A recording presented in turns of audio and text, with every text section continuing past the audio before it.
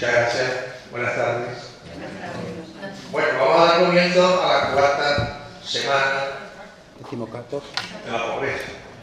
14º.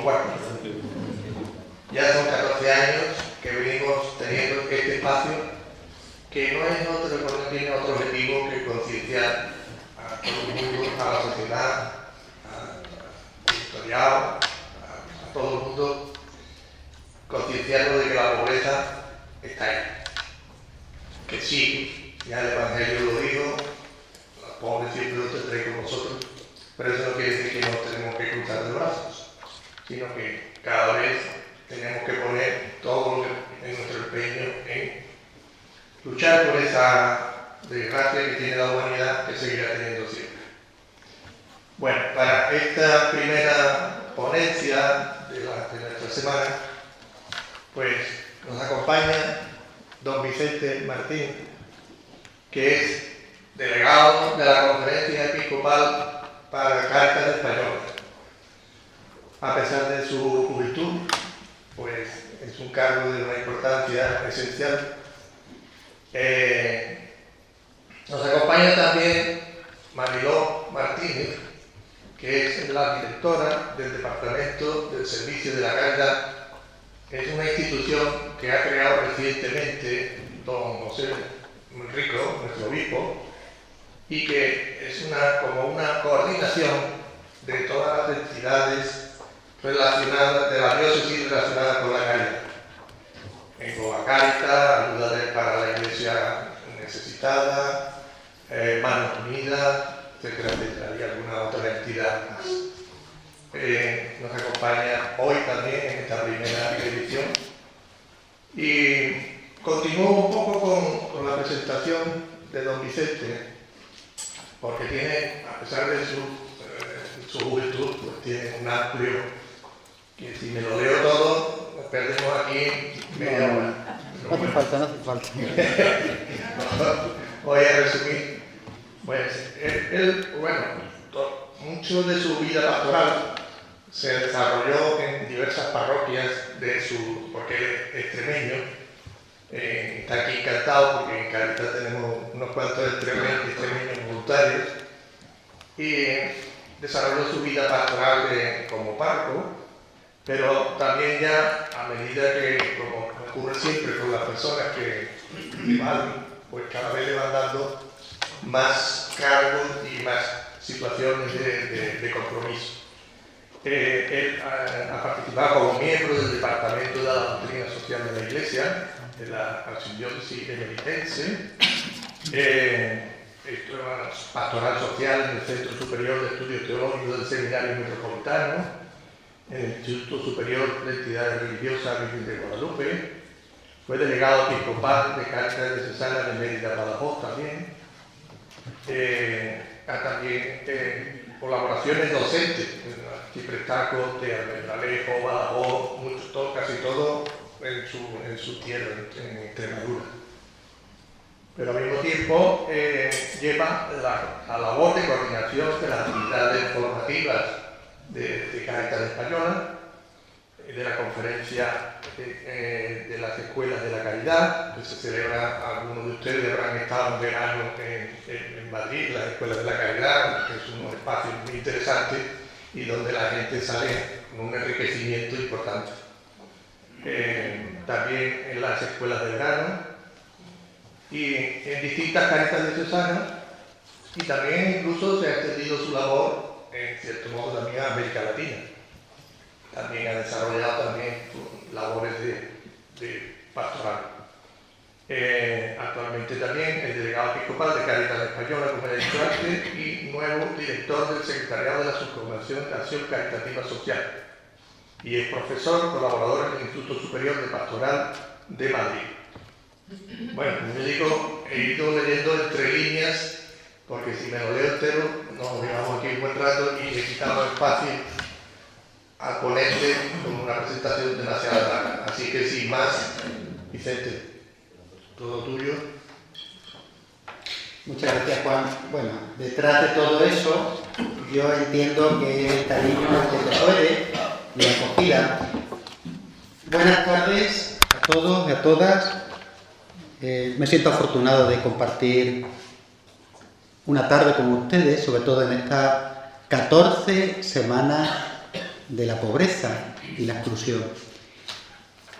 Gracias también, Mariló, por la acogida. Hemos tenido oportunidad de conocernos esta mañana y de compartir, ¿verdad? Sí. En ese recién estrenado cargo como directora del Departamento de Caridad. Bueno, desen ustedes todos por saludados y saludadas, pero no puedo decir algo a mi amigo Paco, con quien he compartido también pues muchos momentos, ¿verdad? Y muchas inquietudes.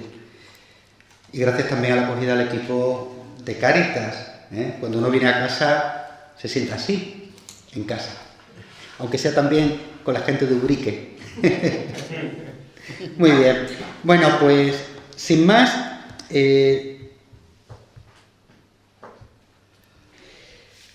quiero compartir una reflexión en torno a lo que se me ha propuesto en esta primera charla de la semana. Miren ustedes, Cáritas no existe ni al margen de la sociedad ni al margen de la Iglesia. Su presencia en la vida pública es una presencia siempre eclesial, encarnada, comprometida por el desarrollo integral de los más desfavorecidos. Un compromiso que no brota de la filantropía, ni siquiera de la buena voluntad. El compromiso de Cáritas brota de nuestra fe en Cristo hecho pobre y siempre cercano a los pobres y excluidos. El pasado mes de septiembre, con motivo del 75 aniversario de Cáritas Española, nos recibía Su Santidad el Papa Francisco en audiencia al Consejo General. Y entre las cosas que nos encargó a Cáritas era esta: ser el cauce de la caridad de la comunidad cristiana, ser la mano tendida de Cristo a los que nos necesitan. Aquí me podría callar. Y esta sería, diríamos, la clave de mi participación en esta tarde. Esa es nuestra vocación, esa es nuestra misión y ese es nuestro lugar en este mundo. Ser el cauce de la caridad de la comunidad cristiana, sin tener la exclusiva. En mi presentación, en primer lugar pondré la mirada en la situación de crisis y de cruz. Estamos en tiempo de Cuaresma, ¿verdad? Tiempo de cruz que nos toca vivir socialmente. Señalaré también algunas de las interpelaciones que nos hace la parábola del buen samaritano. Todas las conocemos, pero quiero leerla desde el Papa Francisco. En un tercer momento presentaré a Cáritas como lo que debe ser, el motor de la caridad de la comunidad cristiana. Y terminaré pues señalando algunas de las claves que a mí me parecen en estos tiempos como fundamentales. Lo primero es ser parte activa en una sociedad herida. Todos sabemos, porque nos ha tocado vivirlo en propia carne, que esta crisis nos ha afectado a todos, pero no a todos de igual manera. Entre otras cosas porque cuando llegó la crisis, una crisis que es sanitaria, económica, política, cultural, no todos estábamos en el mismo punto de partida. Unos estaban más delante y otros más detrás, ¿verdad? Una crisis que nos ha afectado a todos, pero a unos más que a otros. 1 de cada 4 personas en nuestro país se encuentra en una situación de exclusión social. 11 millones de personas, 2,5 millones más que en el 2018. Eso ha generado una profunda huella de desesperanza e incertidumbre. El empleo, o la falta de empleo, o el empleo precario, la dificultad para el acceso a la vivienda, o lo que hoy se llama la brecha digital, son los detonantes que más están afectando en esta crisis a la población en desventaja social. A nivel familiar y de hogares, constatamos que 3 de cada 10 hogares en España alrededor de 6 millones de familias, no cuentan con un presupuesto que garantice unas condiciones de vida digna. Las familias más vulnerables se ven obligadas a recurrir a estrategias para sobrevivir. Fundamentalmente, 3 estrategias. La primera es acudir a la propia familia. Bueno, primero acudir a los ahorros, ¿verdad? Cuando viene una situación de crisis tiramos de los ahorros. El problema es que a muchas familias les ha cogido que el colchón ya se había desinflado de la anterior crisis. Cuando esa estrategia ya no vale, recurrimos a pedir ayuda, fundamentalmente a la familia, que es la que más ha protegido a los más vulnerables en este país. Las propias familias. Ustedes saben cómo los matrimonios mayores, los abuelos, han tenido que hacerse cargo de hijos y nietos. Pero claro, venimos de varias crisis sucesivas. Eso ha hecho que muchos mayores que se hacían cargo no puedan. Cuando ya ese recurso no nos vale, no podemos acceder a él, acudimos a pedir ayuda, ¿saben a quién? ¿A quién? A Cáritas, a la Iglesia Cáritas. Antes que a los servicios sociales. Antes que los servicios sociales. Y una última estrategia es reducir gastos, sobre todo gastos que tienen que ver con la alimentación, productos frescos, que tienen que ver también con la medicación, y a veces se han interrumpido tratamientos delicados. Como se pueden imaginar, este tipo de estrategias no se recurre a ellas porque nos parece lo mejor, sino porque no nos queda más remedio. Es la situación que están viviendo muchas familias en nuestro país. ¿Qué hay detrás de todo eso? El Papa Francisco dice que en nuestra sociedad persisten numerosas formas de injusticia nutridas por visiones antropológicas reductivas y por un modelo económico basado en la ganancia, que no duda en explotar, descartar, incluso matar al hombre. Hace escasamente un mes estuve en Ecuador, visitando la zona de la Amazonía, visitando las comunidades quichua, los guaraní, que son los más afectados por los derrames de petróleo y por la crisis ecológica. Bien, recién regresados nos llamaron diciendo que uno de los líderes indígenas había sido asesinado en clave de protesta por las petroleras. Bueno, esta sociedad y este modelo de sociedad no duda en descartar. Vivimos en lo que yo le llamo la sociedad de las 3 D. La D de descuido, la D de desconexión y la D de desvinculación. Quédense con el canto de las 3 D porque las preguntaré. La primera D es la D de descuido. Vivimos en una sociedad muy descuidada. Descuido en varias líneas. A veces descuido de uno mismo, sobre todo confundiendo deseos con necesidades. Y cuando confundimos deseos con necesidades, muchas veces no acertamos en cómo enfocar la vida. Porque los deseos son infinitos, ¿verdad? Y no siempre se pueden satisfacer, lo que genera en muchas ocasiones frustraciones. Las necesidades no son tantas como los deseos. También descuido en nuestras relaciones, ¿verdad? A veces nuestras relaciones, estoy hablando en general, son muy descuidadas en el sentido que están muy mediatizadas por el interés. Nos relacionamos, Manolo, porque nos interesa. Debajo tienen una sociedad individualista, el modelo de individualismo, y también de las relaciones mercantiles. Eso hace que nos unamos para ser socios, como dice el Papa, pero no prójimos. Y no es lo mismo ser socio que ser prójimo. Y descuido también con respecto a la naturaleza. Descuidamos la casa común. Ya saben ustedes lo que dice el Papa, ¿verdad? Él dice, Dios perdona siempre. Las personas, Pilar, de vez en cuando. La naturaleza, nunca. Ese descuido nos pasa factura como sociedad. La Biblia dice que cuando se descuidan estas relaciones, la vida está en peligro.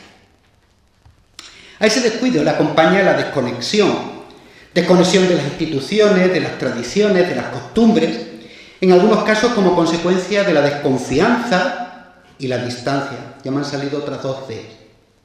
Distancia y desconfianza. Por ejemplo, ante las instancias políticas, incluso ante la misma institución iglesia. La desconexión. Vivimos un poco desconectados de todo eso, ¿verdad? Y una tercera D, que es la que está debajo de todo, es la D de la desvinculación. Una desvinculación que obstaculiza la fraternidad y el encuentro. Las relaciones se hacen más frágiles y hoy día corremos el riesgo de sustituir la vinculación, los vínculos, por la conexión virtual. Confundir el vínculo por el contacto digital. Hace un rato me pedías el contacto, ¿verdad? ¿Cuántos amigos en el Facebook? ¿Y cuántas veces nos cuesta relacionarnos personalmente con las personas? Incluso a nivel interno de la iglesia. Si hay uno de los grandes problemas que tenemos en nuestra iglesia es la falta de comunidad. Nos juntamos para escuchar misa y cumplir con el precepto en algunas ocasiones, pero nos cuesta ir creando lazos y vínculos de fraternidad. Recuerdo un día que estaba hablando en Madrid sobre las propuestas del Papa Francisco para un nuevo modelo de parroquia y hablé precisamente de esto. Y me dice una señora migrante, dice, mire padre, voy todos los domingos a misa a esta parroquia, todos los domingos, pero nunca he tenido la oportunidad de tomarme un café con nadie de la parroquia. Me llamó la atención. Nunca he tenido la oportunidad de tomarme un café con gente de la parroquia, pero pertenecía a la comunidad celebrativa, a la asamblea celebrativa. La desvinculación lleva a desresponsabilizarse de los otros y se traduce en una crisis de pertenencia.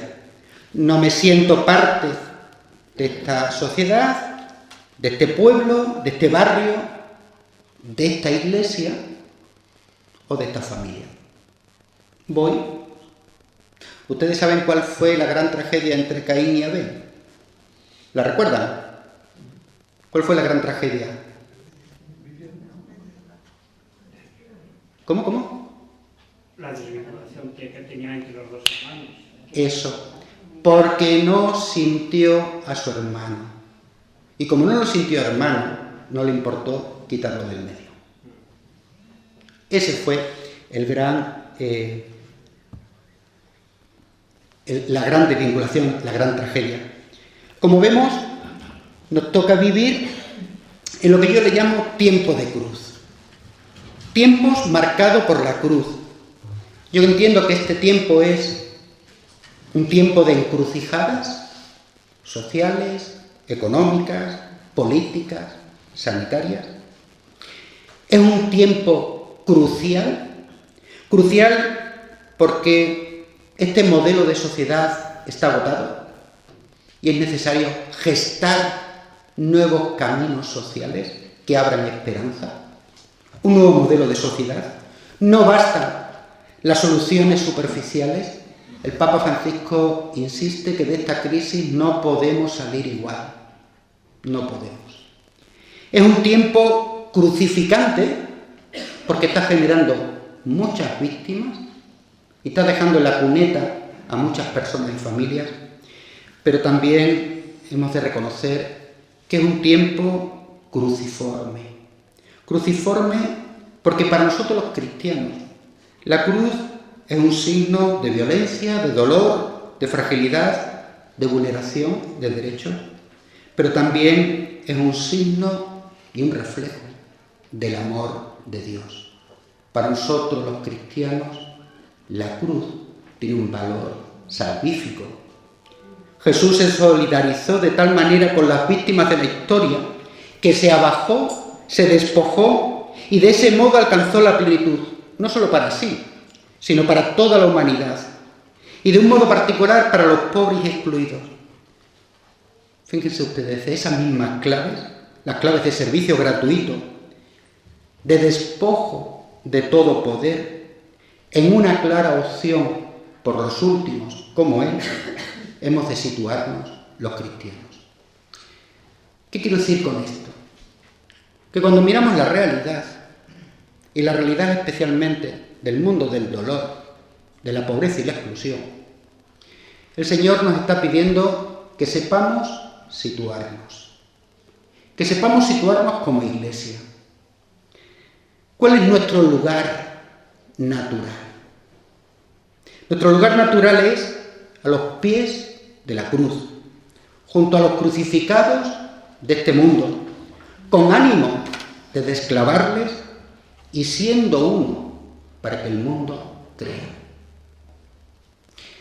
Cuando yo estaba en los barrios marginales de Badajoz, en el Gurugú y los Colorines, me gusta hablar de ellos porque para mí fue un momento fundamental en mi vida, como persona, como creyente y como cura. Hablaba yo con mi obispo y decía, si lo miramos desde el punto de vista del éxito y del rendimiento pastoral, aquí no hace falta una parroquia ni un cura. Pero si lo miramos desde lo que acabo de decir, esta debe ser la parroquia más cuidada, porque es donde están los preferidos de Jesús. Nuestro lugar natural es al lado de los crucificados. Al lado de los crucificados. Desde ahí me brota una pregunta. ¿Qué hacer? ¿Cómo situarnos? ¿Qué respuesta dar ante esta sociedad herida que nos toca vivir? Miren, dice el Papa Francisco que no basta con ser meros espectadores, ni siquiera críticos para decir lo mal que está todo. Dice, no podemos dejarlo todo en manos de los que nos gobiernan. Sería infantil. Dice, tenemos capacidad y posibilidad para transformar, para abrir caminos de esperanza, y nos lanza esta llamada. Seamos parte activa en la rehabilitación de una sociedad herida. Juan, ese es nuestro papel. Ser parte activa en la rehabilitación de una sociedad herida. Por supuesto, no solos con otros, con todos aquellos que quieren hacer una vida y una sociedad mejor. Pero no podemos conducirnos, ¿verdad?, como los espectadores en la plaza de toros. ¿Saben ustedes lo que hacen los espectadores en la plaza de toros, verdad? ¿Qué es lo que hacen? Ver. Efectivamente, ver. Si nos gusta la faena, si no nos gusta, pero nunca nos tiramos al ruedo. Alguien, irónicamente, cuando hablaba de los cristianos en la vida pública, le preguntaron, ¿qué piensa de la participación de los cristianos en la vida pública? Dijo irónicamente, dice, sí, esa cofradía de los ausentes. No, el Papa nos está diciendo ser parte activa en la rehabilitación de una sociedad herida como la nuestra. Si eso es la llamada, ¿cómo transitar esa ruta? ¿Cómo ser parte de la solución? Pues mira, el Papa Francisco en Fratelli Tutti nos da unas claves importantes a la luz de la parábola del buen samaritano. La presenta como el gran icono iluminador para la construcción de comunidades fraternas, acogedoras e inclusivas. Dice, cada día nos enfrentamos a la opción de ser buenos samaritanos o ser viajeros indiferentes, aquellos que pasan de largo. Y la pregunta, ¿nos inclinaremos para tocar y curar las heridas de los otros? ¿Cómo situarse ante quienes están al costado de la vida? Cuando uno lee la parábola descubrimos claves importantes. Ver, dejarse afectar, ser cercano, cuidar al herido, son las actitudes fundamentales del samaritano. Y tejer una red de acciones que define muy bien la ruta samaritana. Esta parábola trata de responder a una gran pregunta. ¿Y quién es mi prójimo? La parábola no nos invita a preguntarnos quiénes son los que están cerca de nosotros, sino a volvernos nosotros cercanos. El término prójimo adquiere así un significado dinámico. Uno no es prójimo del otro, sino que debe esforzarse para llegar a ser prójimo de ese alguien que nos necesita. El prójimo es el que se aproxima, el que se aproxima. La propuesta es hacerse presente a quien me necesita, sin importar si es parte del círculo de pertenencia. Eso significa dar a nuestra capacidad de amar una dimensión más amplia. Ahora, con motivo del sínodo, hay una frase del profeta Isaías que se presenta como lema: ensancha tu tienda. De lo que se trata es de abrirse a lo que yo le llamo el cosmopolitismo samaritano, la dimensión universal de la caridad. Porque miren ustedes, el amor cristiano, la caridad, no entiende si la persona herida es de acá o de allá. La caridad no entiende de fronteras.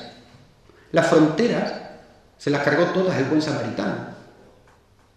La caridad solo entiende de compasión y de dignidad.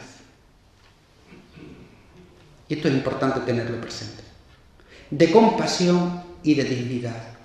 Y la caridad cristiana tiende puentes, rompe barreras, corta cadenas.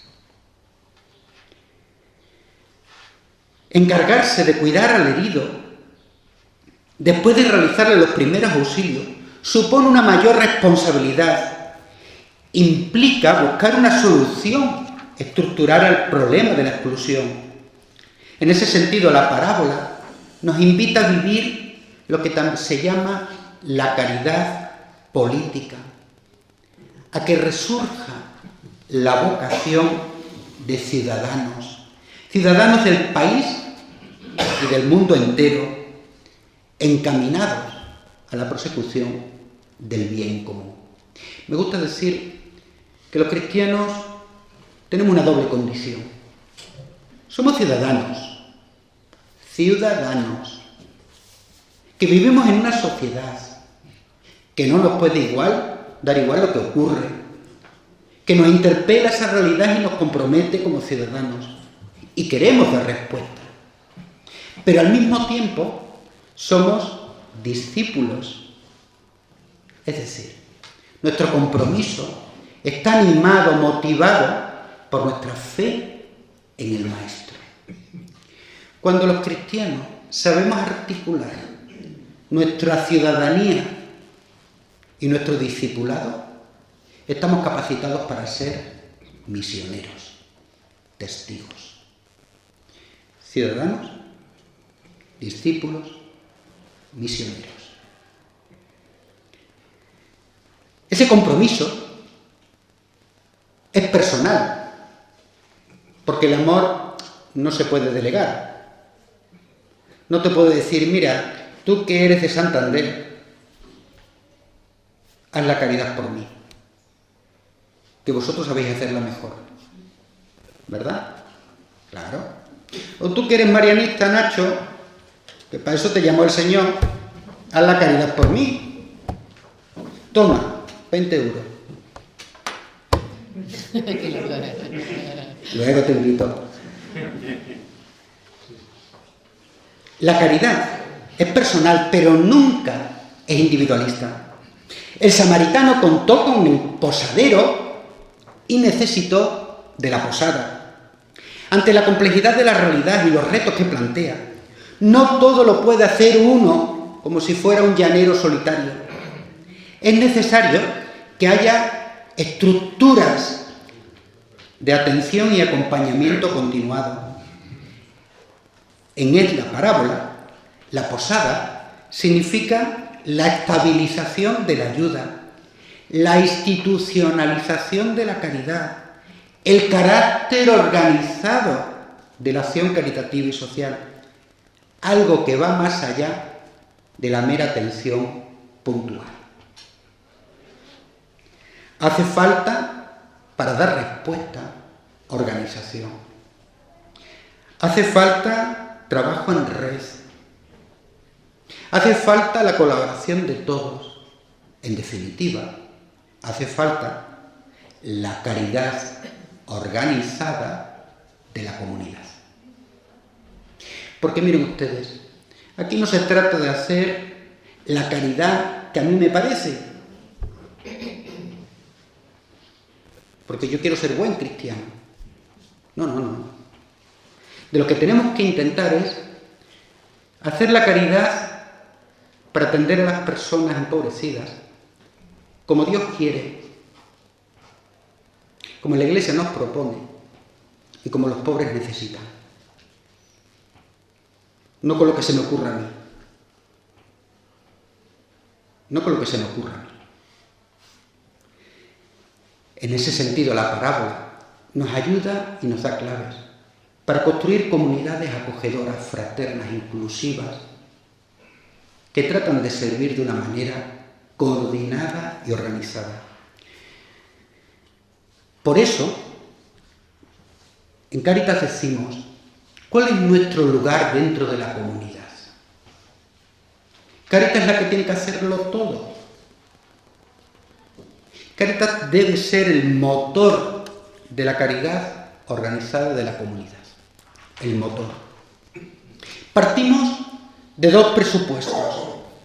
Primero, no hay Cáritas, y aquí están ustedes la mayoría de los equipos de Cáritas, y aprovecho para agradecerles en nombre de Cáritas Española el servicio que prestan. Sois en muchas ocasiones la Iglesia en primera línea, sobre todo para los últimos. El primer rostro que se encuentran es el de ustedes. No hay Cáritas si no es desde la comunidad cristiana. No hay Cáritas si no es desde la comunidad cristiana. Será otra cosa. Pero también es cierto, y lo digo con la misma insistencia y fuerza, no hay comunidad auténticamente cristiana si no vive y cuida la dimensión caritativa y social. Porque esta forma parte de la misión evangelizadora de la Iglesia.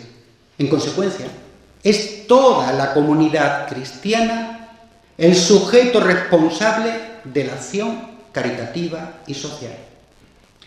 Cáritas, antes que ser una organización, que lo es, y necesita estar organizada, antes que eso, es expresión de una de las dimensiones fundamentales de la vida de la Iglesia, la diaconía. No es, por tanto, una ONG. Tiene estructura de ONG, pero no es simplemente una ONG. En todo caso es más que una ONG. Es un ministerio pastoral para la animación, la coordinación y la promoción de la acción caritativa y social. En ese sentido, es como hablamos de ser, ese es el título de la charla, Juan, ser el cauce de la acción caritativa de la comunidad. Que no quiere decir simplemente una gestión más organizada de los recursos, ni tampoco es el espacio para descargar la responsabilidad en esa misión eclesial. Ser el cauce, dice el Papa Francisco, nos dijo en Roma, es el espacio en el que debería entenderse sobre todo como esa oportunidad para vivir y experimentar lo que significa ser prójimo de alguien, aproximarse. En definitiva, ser cauce quiere decir posibilitar que los cristianos podamos vivir nuestro compromiso caritativo y social, porque el amor no se puede delegar, es preciso vivirlo personal y comunitariamente, como decía el fallecido Benedicto XVI. Si toda la comunidad es responsable de la atención a los últimos, el sujeto de la caridad no es Cáritas parroquial, es la parroquia. Como el sujeto de la caridad de la diócesis no es Cáritas diocesana, Mila, sino la Iglesia diocesana. Y me dirán entonces, ¿y para qué Cáritas? Pues Cáritas es y quiere ser el cauce, la que anima, encauza, promueve, canaliza, organiza la caridad de la comunidad. Cáritas no está para sustituir la responsabilidad de la comunidad, sino su primera tarea es animar a los creyentes a que vivan esta dimensión. La finalidad es hacer, no la caridad que a mí se me ocurre, sino hacer del servicio de la caridad una tarea eclesial. Una tarea eclesial. En Cáritas sobran todos los protagonismos. Aquí no es la caridad de don fulanito o del padre quién. Es Cáritas, o sea, la Iglesia. La Iglesia, que quiere dar respuesta a los últimos. Y miren ustedes, no es que Cáritas tenga una misión de servir a los pobres, sino que la misión tiene una Cáritas que es diferente. No es que la Iglesia tenga una misión de evangelizar, es que la misión de evangelizar tiene una Iglesia que es instrumento, no es el todo, es el instrumento. Y Cáritas quiere ser eso, el instrumento, el cauce que anima, coordina, posibilita, ofrece caminos para que demos respuesta como Iglesia a los más pobres. Les cuento, por no ser solamente un discurso teórico, desde las propias experiencias. Hace unos años, en la parroquia donde yo estoy, en Madrid, Nuestra Señora de las Angustias, nos llegó la llamada por parte del Arzobispado de Madrid y la mesa de hospitalidad para acoger a chicos migrantes irregulares. El equipo de sacerdotes, junto con el Consejo Pastoral, nos planteamos que no podía ser solamente tarea de Cáritas, ni dejar esta tarea a Cáritas en exclusiva, porque ya de por sí iban bastante saturados. Planteamos al Consejo que fuera la comunidad, porque es la comunidad la que tiene que acoger. invitamos a participar a las comunidades de base, a los grupos de matrimonio, a los grupos de adultos, a los catequesis de jóvenes, de confirmación, a los grupos de jóvenes, incluso a los niños de catequesis. ¿Cómo planteamos que sea la comunidad la que acoge? Precisamente ahora está un grupo de 8 chicos migrantes. Tenemos posibilidades porque tenemos dentro del espacio de la parroquia un edificio que lo hemos destinado a eso. En su tiempo fue un centro de día, porque había muchos mayores que no tenían posibilidades. Eso lo cubrió el ayuntamiento, nos retiramos de ahí y ahora ese espacio es un centro de acogida, de primera emergencia. En torno a ese espacio de acogida están participando entre 80 y 90 personas de la parroquia. Si lo digo no es para sacar pecho, sino porque me parece que es expresión de lo que, o ilustra lo que quiero decir. Es la comunidad la que debe dar respuesta. Porque no se trata solamente de ayudar a los pobres, sino de crear comunidades que sean espacios de humanización, de relación y de cuidados. Y si algo debe hacer Cáritas es posibilitar el encuentro entre las personas empobrecidas y la comunidad parroquial. Posibilitar el encuentro. Eso implica una tarea compartida entre los distintos agentes de caridad. Voluntarios, sacerdotes, técnicos. Cada vez me gusta menos distinguir entre voluntarios y contratados, Prefiero llamarles agentes de caridad. Agentes de caridad. Unos prestan un servicio, otros prestan otros, y todos complementarios. Sin olvidar el papel tan fundamental de los sacerdotes. El otro día estaba en una diócesis y me invitaron a la formación permanente del clero. Y yo le decía a los sacerdotes compañeros míos, os necesitamos. Necesitamos que nos acompañéis, porque las personas que están atendiendo a los más vulnerables, a veces les toca vivir la impotencia y les cuesta gestionar esa impotencia. Y necesitamos que nos acompañen espiritualmente, porque no queremos convertirnos en una ONG. Necesitamos de los sacerdotes, como las otras dimensiones. No más, pero tampoco menos. Cuando la anterior crisis que me tocó en el barrio marginal, lo que más me preocupaba era cómo gestionar la impotencia del equipo de la Cáritas parroquial. He visto llorar muchas veces en las acogidas. Tu hermana, toda esta gente que a veces nos apoyaba, Nacho, ¿no? Las he visto y decía. Y lo que más me preocupaba era eso. Porque, miren ustedes, en esto de la acción caritativa y social, lo más es el fracaso. Lo más frecuente es el fracaso. Pero ¿quién nos enseña a gestionar los fracasos? ¿Cómo leemos en Creyente esas situaciones? Cuando yo estaba en los barrios, para mí la gran pregunta era, ni siquiera cómo atender mejor.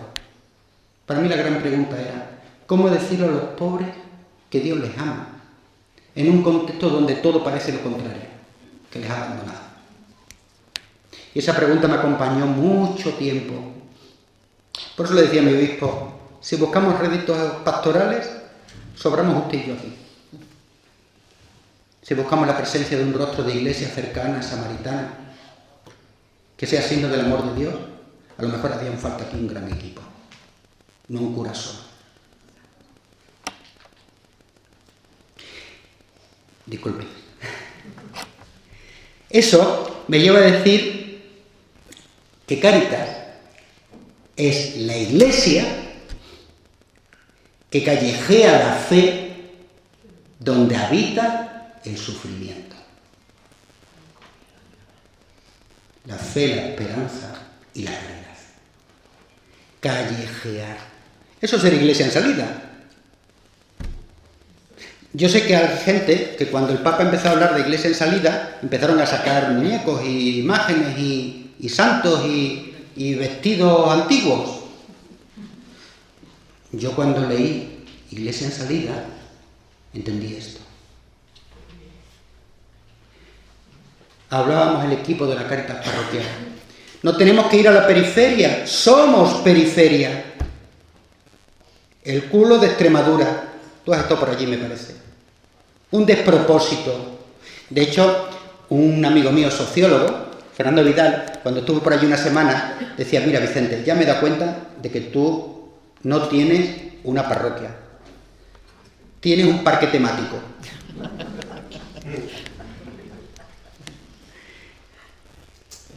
Ahí. Yo le decía, no tenemos que ir a la periferia porque ya estamos, pero sí ir al encuentro de las personas. La primera visita que hizo el obispo, el arzobispo, a mi parroquia, le dije, si va a venir para decir misa, cualquier domingo. Pero yo creo que la primera visita que debe hacer usted como pastor es al barrio. Y callejear la fe donde habita el sufrimiento. Se lo ha impactado, se lo aseguro. Se encontró con realidades que nunca se esperaba. Alguna quizá luego les cuento, si me da tiempo, que me enrollo. Bueno, algunas claves de acción caritativa y social. Fundamentalmente voy a decir 5 claves que me parecen fundamentales. Una ya las he dicho. Salir al encuentro de las personas. Salir al encuentro de las personas para acompañarlas. Y acompañarlas en sus potencialidades y posibilidades.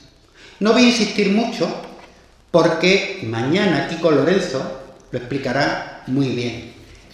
Les invito a que no se la pierdan, porque les va a gustar muchísimo.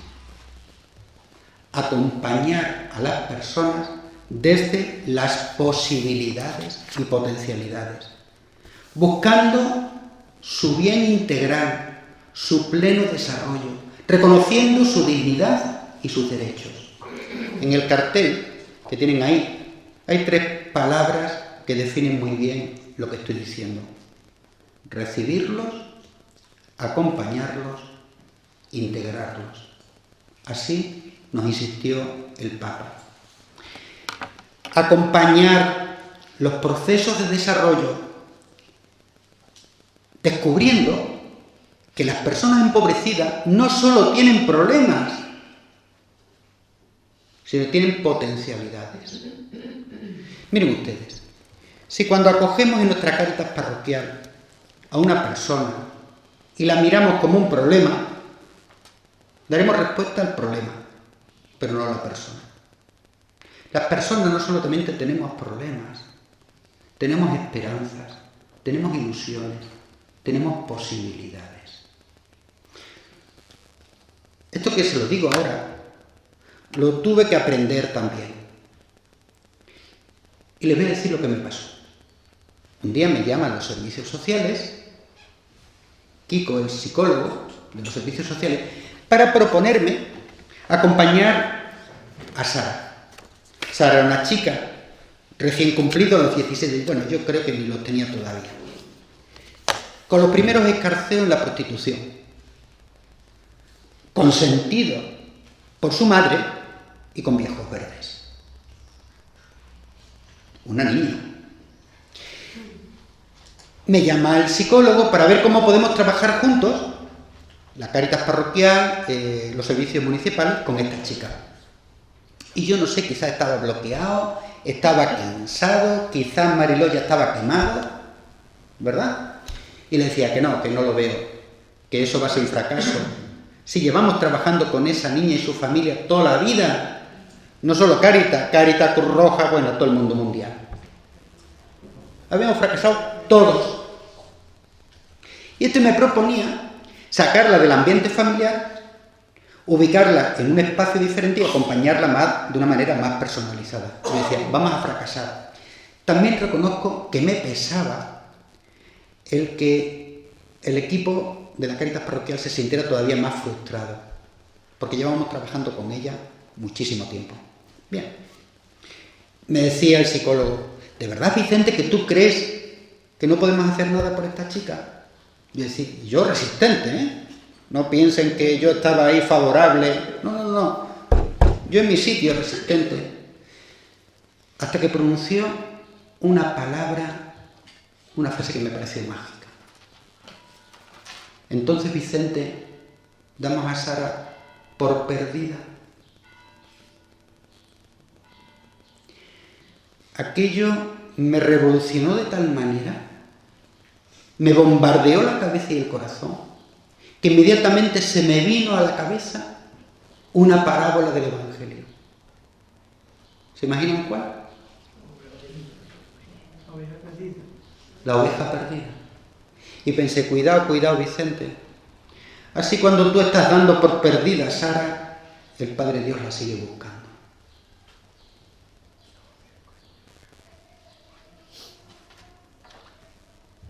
Bueno, salir al encuentro de las personas. Segunda clave, transitar caminos de justicia social para la transformación social. Nuestra caridad no puede ser solo parchear. Estamos llamados a que nuestra caridad sea más social, más transformadora de las personas y de las estructuras que generan pobreza. Nuestra caridad ha de ser más profética y eso implica anunciar alternativas y denunciar situaciones injustas. Es lo que el Papa nos decía, de lo cual os hablarán en la tercera charla, que os aseguro que será fantástica, sobre acciones significativas. Acciones que sean fermento de ese reino de justicia, de amor y de paz. Es lo que se llama en doctrina social de la Iglesia la caridad política. Es esa caridad que no deja las cosas como están, ¿verdad? Sino que busca la transformación de las personas y de las estructuras. Ustedes se acuerdan, sí, del proverbio chino, ¿verdad? ¿Lo recuerdan? Bueno, ahora me dirán cuál de ellos. Sí, lo saben. Ese proverbio que dice, más vale enseñar a pescar que dar un pez, ¿verdad? Porque sepan ustedes que el proverbio chino se quedó a medias. Porque veréis, le hemos dado un pez y ha comido, pero decimos, ¿y qué va a pasar mañana? ¿No? Bueno, vale, pues entonces le vamos a enseñar a pescar. Y ya sabe pescar. Pero se puede encontrar con la siguiente situación. Que ahora va a pescar y no tiene permiso. Venga, vale. Le hemos facilitado el permiso y puede pescar. Y ahora va y está contaminado. Hemos generado una frustración. Pues eso es lo que dice el Papa Francisco. Que esa llamada que nos hace en el Evangelio, denle ustedes de comer, significa gestos de atención primaria.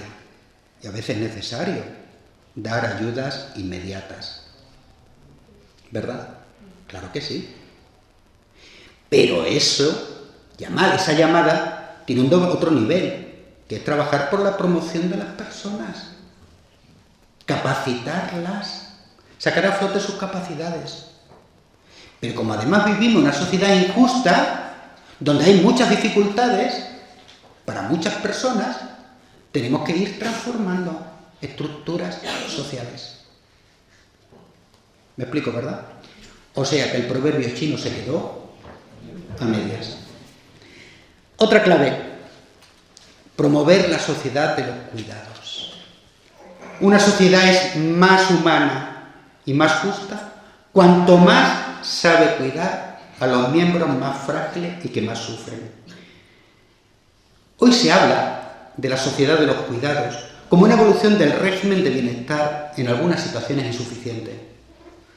Ir pasando y transitando hacia otro modelo basado en un sistema de relaciones y de reorganización social que pone en el centro la sostenibilidad de la vida y los cuidados. Se trata de dar el paso de una política del bienestar a una política de los cuidados. Un nuevo modelo en el que al Estado, al mercado y las familias se suman la capacidad de las personas y la misma comunidad. No para de responsabilizar al Estado o dejar manos libres al mercado. Se trata de establecer una articulación entre lo público, lo privado y lo comunitario. Hacia eso tendemos. No me da mucho tiempo, pero ¿en manos de quién están los cuidados? Fundamentalmente en manos de la familia. Dentro de la familia, ¿quién cuida? Ustedes mismas. También interviene el Estado cuando la familia no puede, con sus apoyos. Incluso cuando no podemos cuidar, acudimos al mercado y contratamos servicios. ¿Verdad? Ahí ya tenemos el triángulo: familia, Estado, mercado. Pero aparece un cuarto elemento, que es la comunidad. Lo pongo en un ejemplo familiar. Mi madre enferma de Alzheimer. Quien primero la cuidó, y era nuestro deber, éramos la familia, especialmente mi padre. Pero mi madre necesitaba algo más. Necesitaba un espacio donde ella pudiera estar y sacar un mínimo de sus posibilidades. Y fue un centro de día del Estado. Pero tampoco era suficiente. Mi padre necesitaba un apoyo y contratamos unos servicios. Ya teníamos los tres actores. Pero apareció un cuarto elemento: sus vecinas, que la acompañaban siempre, llevaban años que salían juntas a pasear, o iban juntas a misa el sábado por la tarde. Ahora continuaron acompañándola. Me pareció tan gráfico. Familia, Estado, mercado, la comunidad. Nuestras parroquias pueden ser esos espacios de cuidados. Llegaba hace unos días una señora allí en el barrio de Atocha, donde yo vivo, al lado de Atocha, una señora que nunca va a misa o va de misa de vez en cuando, a pedirnos lo siguiente: ¿alguien de la parroquia me podría acompañar al médico? Espero un diagnóstico y me da miedo ir sola. La sociedad de los cuidados, que lleva al cuidado de la casa común. Y termino porque me enrollo. Última clave fundamental: la cultura del encuentro. En una sociedad tan polarizada como la que nos toca vivir, ¿cómo somos capaces de generar diálogo y encuentro?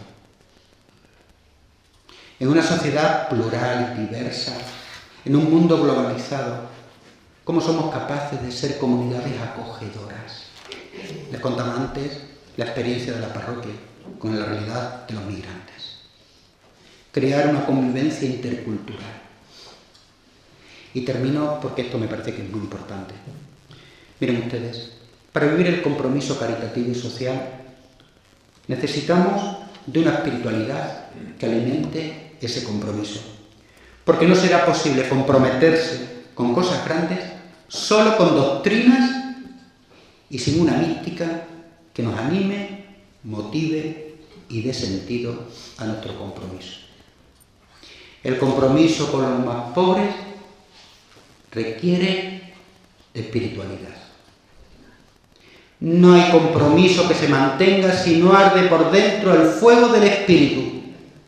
Por eso, esta espiritualidad se alimenta de una doble apertura. Apertura a Dios, que me lleva a abrirme a los otros. En ese doble movimiento. El amor a Dios siempre, siempre me lleva al hermano. Una espiritualidad que se podría definir así: encarnada, de ojos abiertos, alimentada por la Eucaristía y alentada por la esperanza de la Pascua. Y termino. ¿Recuerdan las 3 D, verdad? D de descuido. D